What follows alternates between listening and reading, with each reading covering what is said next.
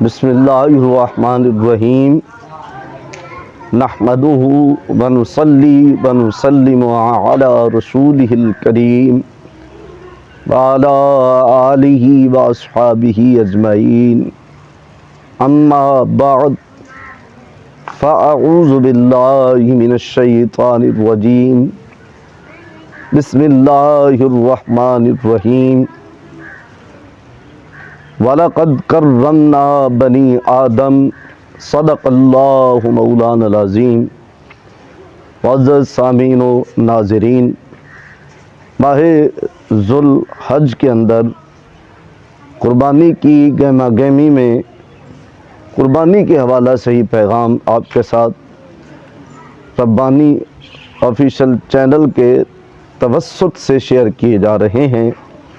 آج بھی ایک خوبصورت پیغام کے ساتھ حاضر خدمت ہیں کہ رب العزت نے ہمیں پہلے انسان بنایا ہے، پھر ہم حافظ بھی ہیں، پھر ہم ولی بھی ہیں، پھر ہم صوفی بھی ہیں، پھر ہم ذاکر بھی ہیں، پھر ہم شاکر بھی ہیں، پہلے ہم انسان ہیں۔ اب صورتحال یہ ہے کہ ہم وہ اعمال جو ہمارے اوصاف کو مزین کرتے ہیں، ہمیں خوبصورت بناتے ہیں، ان اعمال کی طرف تو ہماری توجہ ہے، لیکن ہماری بنیاد انسان ہونا ہے، اس کی طرف توجہ نہیں۔ بندہ نمازی بڑا زبردست قسم کا ہوتا ہے، تہجد کا پابند ہے، شب بیدار ہے، لیکن انسان ہونے کی حیثیت سے حالت یہ ہے کہ معاملات درست نہیں۔ اپنے بھائی کے ساتھ بات کر کے راضی نہیں، اپنے ماں باپ کے ساتھ دکھ سکھ شیئر کرنے کے لیے اس کے پاس ٹائم نہیں، پر عبادت کا اتنا پابند ہے کہ اشراق بھی نہیں چھوڑتا۔ بھائی فرائض تو فرائض رہ گئے، چاشت اوابین یہ سارے نوافل کا پابند ہے۔ ایسا بندہ نمازی تو ہے، انسان نہیں ہے۔ نمازی بننے سے پہلے ہمیں انسان بننا ہوگا۔ ایسے ہی ہم قربانیوں کے لیے تیار ہیں، اللہ کے فضل و کرم سے لاکھوں روپے کے جانور خریدے جا رہے ہیں، لیکن قربانی نے جو پیغام دیا ہے 3 حصوں میں گوشت کرنا ہے، 1 حصہ رشتہ داروں میں بانٹنا ہے، تو کسی رشتہ دار کے ساتھ بنتی کوئی نہیں، سارے رشتہ دار تو شریکہ ہیں ہمارے۔